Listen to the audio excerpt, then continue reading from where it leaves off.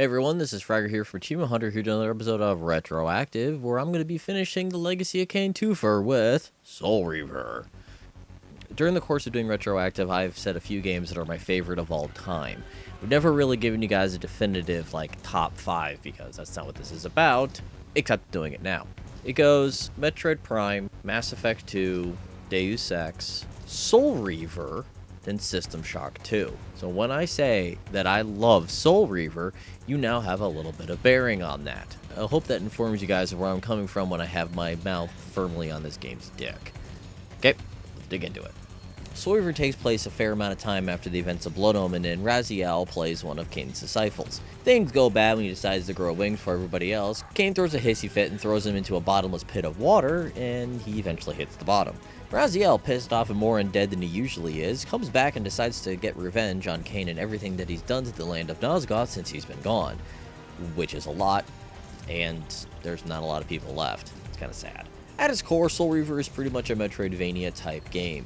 You go around, you get an ability, and use that ability to get to other areas. Now you can come back to those areas later with other abilities and get other things, which is the more Metroidvania style of doing things as opposed to Legend of Zelda, which is you go to a dungeon, you get an ability halfway through, which then allows you to complete the dungeon, and then you move on to the next one. That's usually how these things go. And that's the interesting thing about Soul Reaver, is the fact that it never clicked to me that it was a Metroidvania game until I started, breaking it down for the sake of this video. It's an action-adventure platformer when you're running around flipping an ungodly amount of blocks. You could pretty much call Soul Reaver block puzzles the game. They actually made fun of that when they were making the sequel, saying, guys, we're not going to make that many block puzzles this time. In the first dungeon that you go to in Soul Reaver, there's no joke, 3 block puzzles in a row that you have to do.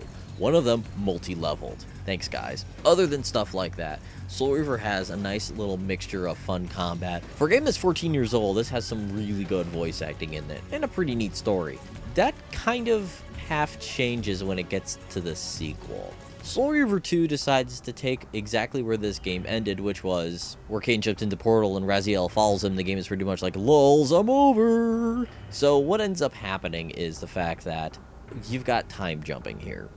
Raziel pretty much sets out to stop everything that Kain has done over time, and pretty much the entire timeline gets fucked because of this. When I was talking in the previous video about why everything's so confusing in this game and why it's got a really complex and weavy storyline that's fairly akin to the Metal Gear games, this is the reason. You've got massive amounts of time travel happening in Soul Reaver 2, which, because of this time travel, is what makes Blood Omen 2 happen. Blood Omen 2 is a direct consequence to things that happen in Soul Reaver 2 because of timeline fuckery.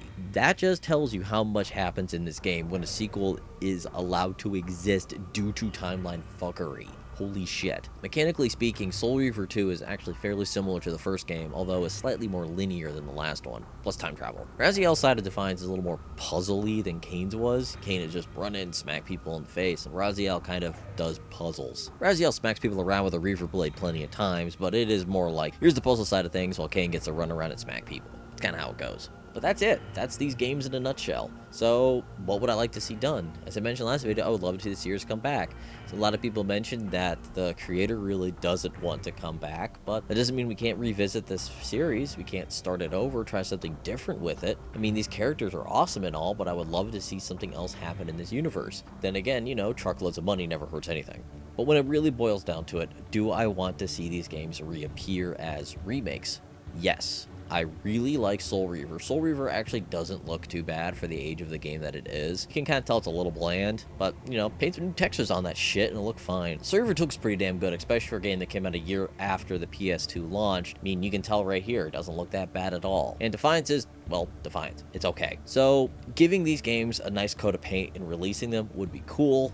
I mean, Soul Reaver 2 would probably be the easiest to do, but the problem is that Soul Reaver 2 is very dependent on the first game. I mean, the beginning cutscene in the game is literally the end of the first game, so it'd be super duper confusing. Then again, that didn't really stop them from putting Metal Gear Solid 2 on the 360, where you can't play the first game at all. So who knows what they're gonna do with this shit. I mean, Eidos has been re-releasing games lately. I mean, we got a new Tomb Raider recently, and we got a new Hitman recently, and we got a new Deus Ex recently. So who the hell knows what they're gonna throw at us next. Hopefully it's the new Legacy of Kain games. There is a rumor going around that they may in fact do that, but who knows? Personally, just I'd like a nice version of Soul Reaver with decent controls. I mean, fuck. Controlling it with a controller, you gotta use the fucking bumpers to rotate the camera. That's not fun. But that's gonna do it for me, and I'll see you guys next time.